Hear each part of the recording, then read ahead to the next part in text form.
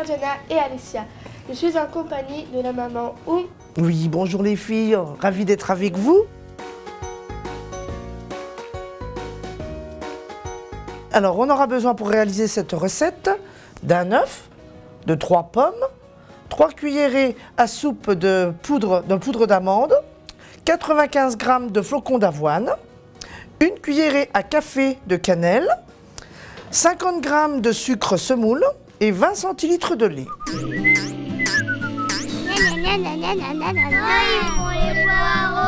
Alors Oum, comment on va s'y prendre pour faire le gâteau? D'accord. Alors avant de commencer la préparation de la pâte à gâteau, il faut qu'on préchauffe le four à 200 degrés. C'est un thermostat 7.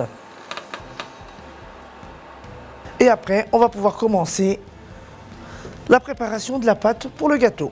Donc, on va commencer par éplucher les pommes et les couper en cubes.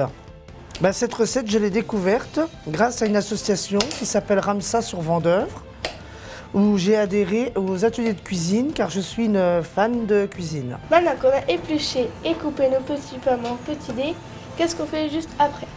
Donc on va s'attaquer à la préparation de la pâte. On aura besoin des flocons d'avoine. Tiens, mais c'est bizarre, on fait un gâteau mais il n'y a pas de farine. C'est un gâteau pour les enfants qui sont allergiques au gluten. On se sert des flocons d'avoine qui remplacera la farine. Donc là on a mis les flocons d'avoine, on va mettre le sucre semoule dedans. Après, on versera le lait, on rajoute l'œuf battu,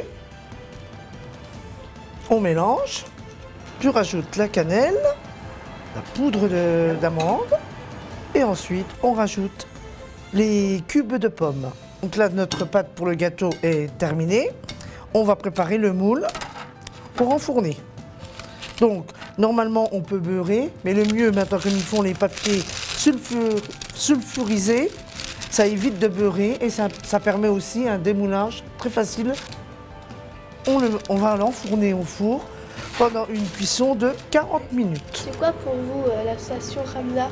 Alors, c'est une association que j'ai découverte à travers d'autres dames qui m'en avaient parlé, qui existait des ateliers de cuisine qui étaient mis en place une fois par mois par l'association. Elle m'apporte déjà la découverte de préparer un repas ensemble à plusieurs autres mamans.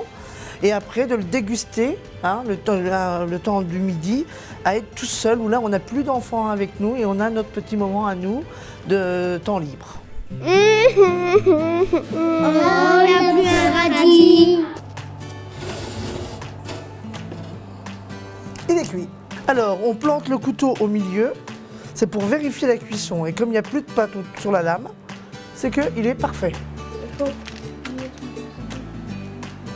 Oui, pour le démouler, normalement, il faut qu'il soit plus ou moins tiède et à déguster de suite. Les copeaux de coco, ouais. J'aime bien celle-là.